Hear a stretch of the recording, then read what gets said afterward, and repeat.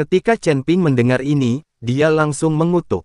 Perasaan perlu memahami asal mula waktu, jika sia-sia mempelajari jari peri ini, Anda tidak akan memahami asal-usul waktu. Sumber waktu tidak masuk akal. Tiba-tiba Chen Ping merasa seperti sedang ditipu.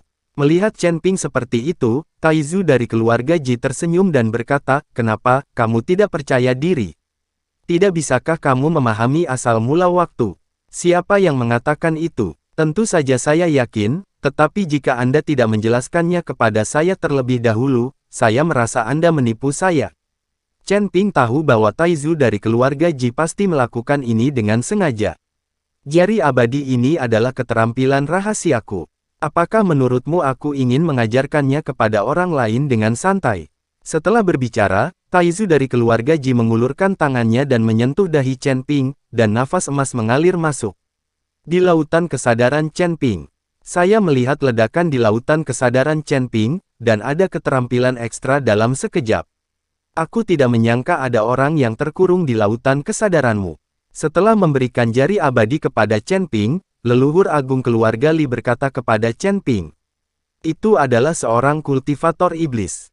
Tubuhnya dibunuh oleh saya, dan jiwanya dipenjarakan di lautan kesadaran saya." Chen Ping menjelaskan, "Sekarang aku telah mengajarimu jari abadi. Adapun kapan kamu bisa menggunakannya, itu tergantung kapan kamu bisa memahami asal-usul waktu. Kemana kamu berencana pergi setelah meninggalkan keluarga Ji?" Taizu dari keluarga Ji bertanya. "Pergi ke iblis wilayah selatan," kata Chen Ping jujur. "Gunung Tianmo adalah tempat yang sangat berbahaya. Ada banyak penggarap iblis di tempat itu. Dikatakan juga bahwa selama perang antara dewa dan iblis, Gunung Tianmo juga merupakan medan perang. Itu juga merupakan medan perang paling kejam di mana sebagian besar makhluk abadi mati." Petik 2. Ada legenda di kaki gunung iblis pada hari itu bahwa iblis besar dari dunia iblis kuno telah ditekan di bawah. Namun selama pertempuran antara para dewa dan iblis, segumpal sisa jiwa iblis besar dilepaskan, dan sebagai akibatnya, banyak makhluk abadi terbunuh. Sejak saat itu, puncak gunung itu berganti nama menjadi Gunung Tianmo. Banyak pembudidaya iblis yang memulihkan diri dan memulihkan diri di Gunung Tianmo, yang telah menjadi tempat dengan pembudidaya setan paling banyak di dunia para dewa dan manusia. Petik 2. Taizu dari keluarga Ji mengikuti Chen Ping dan berkata, "Kamu masih mengatakan itu?" Chen Ping sedikit terkejut. Tampaknya iblis besar yang ditekan di bawah gunung ajaib hari itu jauh lebih kuat daripada iblis angin. Gumpalan jiwa yang tersisa dapat membunuh begitu banyak makhluk abadi. Jika ini adalah tubuh asli, itu bagus sekali. Ada bahaya di Gunung Tianmo, tapi juga ada peluang. Semakin besar bahayanya, semakin besar pula peluangnya. Jaga dirimu. Setelah Taizu dari keluarga Ji selesai berbicara, tubuhnya berangsur-angsur memudar, dan akhirnya menghilang. Chen Ping tidak merasa terkejut. Taizu dari keluarga Li tidak dapat meninggalkan tanah leluhur, tetapi itu tidak berarti miliknya. Bahkan jiwa pun tidak bisa pergi. Jika dia benar-benar tidak bisa meninggalkan tanah leluhurnya, maka mustahil bagi Taizu dari keluarga Ji mengetahui banyak hal tentang keluarga Ji. Setelah Taizu dari keluarga Ji pergi, Chen Ping memanggil Huo Feng dan Ji Yun dan pergi secara diam-diam. Setelah meninggalkan keluarga Ji, Ji Yun melihat kembali ke rumah besar keluarga Ji. Mungkin jika dia pergi kali ini, dia tidak akan punya kesempatan di masa depan. Aku kembali. Tapi Ji Yun sendiri juga tahu bahwa jika dia tetap tinggal di keluarga Ji, dia hanya akan menjadi tuan muda yang pendiam selama sisa hidupnya. Tapi tidak seperti Chen Ping, dia bisa mengalami banyak hal. Mungkin saat Chen Ping benar-benar naik, dia juga bisa naik ke dunia peri bersama-sama. Seperti kata pepatah, jika seseorang mencapai pencerahan, seekor ayam atau anjing akan naik ke surga. Saat kami keluar dari kota kuning dan biru, langit semakin cerah. Tuan Chen, kemana kita harus pergi selanjutnya? Ji Yun bertanya pada Chen Ping. Pamanmu bilang ada susunan teleportasi di kota Zuhuang yang bisa menuju ke wilayah selatan. Ayo pergi ke kota Zuhuang dulu. Kota, kata Chen Ping. Tuan Chen, saya tidak kenal Zuhuang Cheng. Ji Yun tampak malu. Dia telah tinggal di wilayah utara, seperti beberapa kota kekaisaran dan kerajaan di Zhongcheng. Ji Yun tidak tahu bahwa ada. Di mana? Chen Ping melirik ke arah Huo Feng, yang juga dengan cepat memimpin dan berkata, "Saya juga tidak mengenalnya, jangan lihat itu. Saya. Ini memalukan. Tak satu pun dari mereka yang mengenal Zhu Huangcheng, jadi bagaimana mereka bisa pergi ke susunan teleportasi? Tuan Chen, saya pikir pasti akan ada orang-orang di kota Huanglan yang akan pergi ke kota Zhu Huang untuk membawa susunan teleportasi ke wilayah selatan. Kalau tidak, kita akan mencari seseorang untuk membawa kita ke sana," kata Ji Yun. Tapi Chen Ping menggelengkan kepalanya. Dia akhirnya diam-diam keluar dari kota Huanglan. Jika dia kembali, dia pasti akan memberitahu Ji Lianjun bahwa dia akan diundang kembali untuk berhubungan seks dengan wanita dari keluarga Ji. Chen Ping tidak akan melakukannya dia.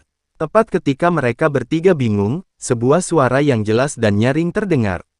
Tanda seru, "Jika kamu ingin pergi ke kota Zhu Huang, aku akan mencarikan seseorang untukmu." Ji Meiyan keluar dari belakang mereka dan berkata. Li Yun sedikit terkejut saat kakak tertua melihat Ji Meiyan. Chen Ping juga tidak menyangka Ji Meiyan akan mengikuti mereka keluar kota secara diam-diam, dan dia juga terkejut dan berkata, "Nona Li, kenapa kamu ikut denganku? Aku tahu kamu akan pergi, kenapa aku tidak bisa mengantarmu pergi?" Asteris, entah kita punya perasaan atau tidak, bagaimanapun juga, aku memberikannya padamu untuk pertama kalinya, jadi kamu milikku. Seorang pria yang tidak akan pernah dilupakan dalam hidupnya. Petik 2. Jangan khawatir, aku tidak akan mengganggumu, ikut saja denganku. Setelah Ji Yingyan selesai berbicara, dia berbalik dan berjalan menuju kota. Ketika Chen Ping melihat ini, dia hanya bisa mengikuti Ji Meiyan kembali ke kota. Ji Meiyan membawa Chen Ping dan mereka bertiga ke halaman terpencil, lalu berjalan dan mengetuk pintu. Tanda seru. Segera, pintu terbuka dan seorang gadis seumuran dengan Li Mian keluar. Saat melihat Ji Meiyan, gadis itu tampak sedikit terkejut. "Meiyan, kenapa kamu ada di sini?" Setelah gadis itu selesai berbicara, dia melihat ke belakang Ji Meiyan dengan waspada. Chen Ping dan mereka bertiga. "Jangan gugup, mereka bertiga adalah saudaraku," kata Ji Meiyan. Mendengar perkataan Ji Meiyan, gadis itu melonggarkan kewaspadaannya, menjauh dan berkata, "Silakan masuk."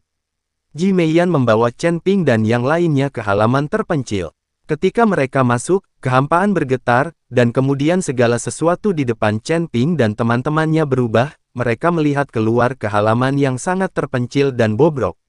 Setelah masuk, ternyata itu adalah sebuah rumah bangsawan yang sangat mewah, dengan bangunan dan paviliun yang sangat indah di dalamnya. Ji Meiyan bertingkah sangat tenang. Sepertinya dia pernah ke sini sebelumnya, tapi Chen Ping dan mereka bertiga memilikinya. Agak kaget, Chen Ping tidak menyangka ada pesta lain yang tersembunyi di halaman biasa ini. Dunia, siapa yang bisa menciptakan dunia sekecil itu dan hidup di dalamnya? Mungkinkah pemilik di sini mengetahui asal-usul ruang dan bisa membuka ruang? Melihat Ruo Chen Ping dan mereka bertiga terlihat seperti itu, Ji Meiyan menjelaskan, "Ini adalah ruang yang telah terbuka. Jangan gugup, saudari, apakah ada ahli di kota kuning dan biru ini yang bisa membuka ruang sendiri?" Ji Yun berkata dengan emosi, "Aku akan menjelaskannya kepadamu nanti." Setelah Ji Meiyan selesai berbicara, dia menyusul gadis itu tadi dan bertanya, "Qianan, apakah Paman Kai pernah ke Nancheng baru-baru ini?" Asteris, "Ayo pergi, kita harus berangkat dalam 2 hari ke depan. Kali ini aku akan pergi dengan ayahku." Kai Qianan mengangguk dan berkata, "Ketiga temanku ini juga ingin pergi ke Nancheng, jadi aku khawatir itu tidak mungkin. Tidak apa-apa jika beberapa hari sebelumnya, tapi sekarang personelnya sudah diputuskan, aku takut. Tidak ada tempat tersisa." Kai Qianan tidak menunggu Ji Meiyan selesai berbicara, dan berkata dengan ekspresi gelisah. "Biarkan aku bertemu Paman Kai dulu," kata Ji Meiyan. Kai Qianan membawa beberapa orang ke aula dan kemudian pergi, mungkin untuk mencari ayahnya. Setelah Kai Qianan pergi, Li Meiyan menjelaskan kepada Chen Ping dan yang lainnya. Ruang ini tidak dibuka oleh ahli manapun. Itu dibuat dengan senjata ajaib kuno. Untuk mempertahankan ruang ini, dibutuhkan banyak batu spiritual, kata Li Meiyan. Sungguh menakjubkan bahwa senjata ajaib bisa memiliki kemampuan seperti ini. Mata Ji Yun dipenuhi rasa iri. Chen Ping tidak terkejut dengan beberapa senjata sihir kuno, senjata spiritual, atau artefak dengan berbagai fungsi. Ya, itu normal. Tapi bagaimana keluarga ini memperoleh senjata ajaib kuno membuat Chen Ping sangat bingung. Ji Meiyan melihat keraguan Chen Ping, jadi dia melanjutkan, pemilik keluarga ini adalah Kai Hongwei, yang mahir dalam survei geologi. Jadi selama bertahun-tahun, dia telah mengatur orang untuk pergi ke Nancheng untuk berburu harta karun, dan dia adalah sangat akrab dengan jalan menuju wilayah selatan. Orang Taobao seperti ini selalu mempertaruhkan nyawanya. Kudengar setiap kali mereka pergi berburu harta karun, banyak orang akan mati saat mereka kembali. Namun, Kai Hongwei mahir dalam pencarian geologi, jadi dia bisa menemukan harta karun setiap saat, dan bersamanya. Resikonya akan jauh lebih kecil bagi mereka yang pergi bersama, yang berarti sebelum setiap keberangkatan, akan banyak orang yang memilih untuk pergi bersama mereka. Tetapi Kai Hongwei tidak tersedia untuk semua orang. Dia harus lulus penilaian, dan dia harus lulus. Itu direkomendasikan oleh seorang kenalan, kalau tidak saya tidak akan bisa bertemu dengannya, apalagi bertemu dengannya, saya bahkan tidak akan bisa menemukannya di luar halaman. Tapi jangan khawatir, saya sudah mengenal putrinya Kai Qianan sejak dia masih kecil, meskipun posisinya demikian. Penuh, kalian bertiga akan baik-baik saja. Senjata ajaib yang membuka ruang ini, apakah Kai Hongwei membelinya? Chen Ping bertanya. Seharusnya saya belum pernah melihatnya sebelumnya. Ruang ini baru dibuka beberapa tahun yang lalu. Saya kira itu dibeli di luar. Ayo, Ji Meiyan mengangguk dan berkata. Chen Ping menjadi tertarik pada Kai Hongwei. Anda harus tahu bahwa dunia surga dan bumi ini berbeda dengan dunia sekuler. Ada banyak medan perang antara dewa dan iblis, dan tidak diketahui berapa banyak kekuatan kuno yang terkubur. Jika Kai Hongwei ini benar-benar memiliki pelatihan survei bumi seni akupuntur benar-benar sebuah bakat. Ngomong-ngomong, Kai Hongwei sama seperti perampok makam di dunia sekuler, dia ingin mendapatkan harta karun. Kamu harus mencari tempat yang bagus dulu. Keponakan tertua, kenapa kamu punya waktu untuk datang ke rumahku hari ini? Kudengar banyak hal telah terjadi pada keluarga Jimu akhir-akhir ini.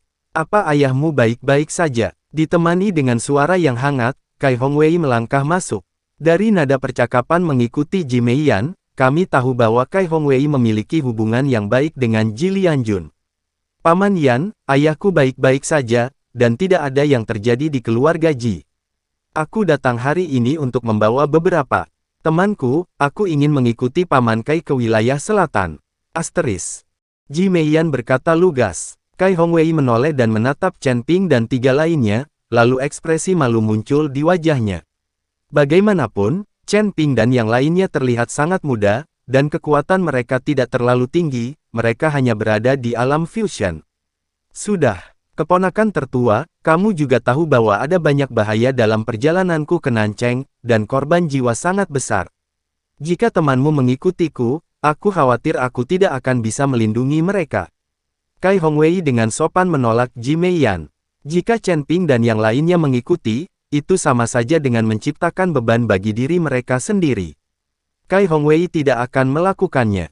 Setuju. Apa bahayanya menggunakan susunan teleportasi untuk pergi ke Nanyu? Seng Yun berkata dengan sangat bingung. Mereka hanya tidak tahu jalannya.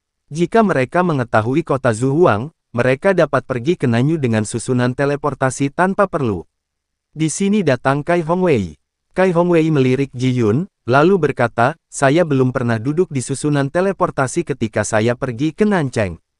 Jangan duduk di susunan teleportasi. Li Yun tercengang. Mengambil susunan teleportasi, Anda harus pergi dari sini ke kota Zuhuang, lalu menunggu untuk diteleportasi ke wilayah selatan. Itu terlalu memakan waktu. Saya selalu langsung ke Nancheng dari sini. Perjalanannya jauh lebih singkat, tapi itu sangat berbahaya. Jadi orang seperti Anda sangat kuat. Mereka yang tidak kuat tidak cocok untuk mengikuti saya. Anda bisa langsung pergi ke kota Zuhuang. Ambil saja susunan teleportasi. Kai Hongwei meninggal.